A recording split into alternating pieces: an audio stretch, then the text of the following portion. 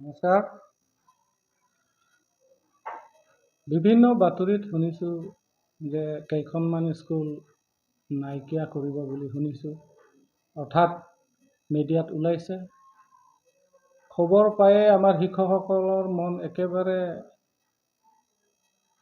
কি বুলি ক'ম আৰু দুখ লগা বিষয়।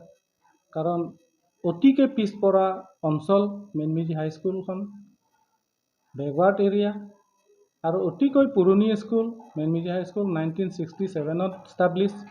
এইখন স্কুল যদি নাইকিয়া কৰে, এই অঞ্চলৰ বাসিন্দাসকলৰ কি অৱস্থা হ'ব? যিসকল এইখন স্কুল ষ্টাব্লিছ কৰিছিলে। মেইন কথা মই ক'ব বিচাৰিছোঁ যে কেৱল স্কুল মেট্ৰিকৰ ৰিজাল্ট বেয়া হোৱা দায়িত্ব খালী শিক্ষকসকল বুলি ক'লে ভুল হ'ব বুলি মোৰ ধাৰণা হৈছে।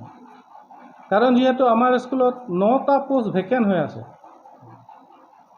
স্পেচিয়েলি হিন্দী টিচাৰ নাই, ছায়েন্স টিচাৰ নাই, আছামিজ লিটাৰেচাৰ নাই, ইংলিছ ছাবজেক্টৰ টিচাৰ নাই, ছ'চিয়েল, মেথছ আটাইকেইটা ছাবজেক্টৰে নাই। দুখ লগা বিষয় এইটোৱে যে কাৰ্বি লেংগুৱেজ টিচাৰে আজি হিন্দী ছাবজেক্ট পঢ়ুৱাই আছে। আৰু সেই কথাটো মই আমাৰ কাৰ্বি আংলঙৰ আই এছ বিষয়াকো মই অৱগত কৰিছোঁ। তেওঁ চাগে সমাধান কৰাৰ সূত্ৰটো বিচাৰি পোৱা নাই।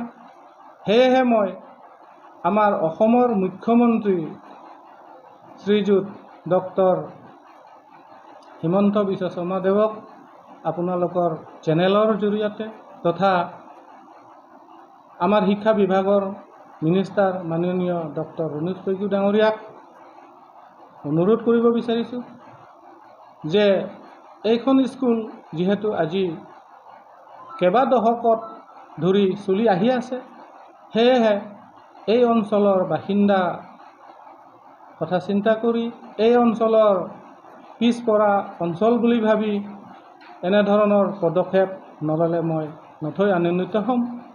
কেৱল মই এইখন বিদ্যালয়ৰ প্ৰধান শিক্ষক বুলি নহয়, এই অঞ্চলৰে জন্মগ্ৰহণ কৰা এজন ল'ৰা হয় মই।